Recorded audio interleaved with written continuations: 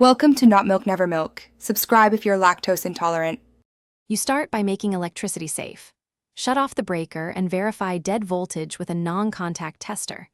Once verified, remove the old fixture or open the junction box and inspect the cable. You should see black, white, and ground.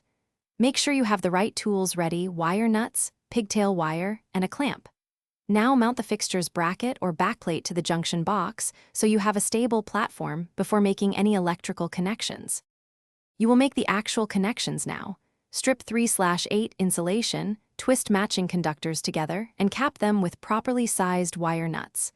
Connect black to black for hot, white to white for neutral, and bond the ground to the metal box and fixture. If the light has a separate sensor or a switched hot, add a pigtail to maintain continuity. Once wired, tuck wires neatly, secure the cable with a clamp, and weatherproof exterior entries with silicone. You're ready to finish. Double-check all connections, tighten the fixture, then restore power at the breaker. Test the light manually and trigger the motion sensor. If it has adjustments, tweak sensitivity, range, and time settings until it behaves. Make sure seals are intact and the lamp or LED drivers are seated.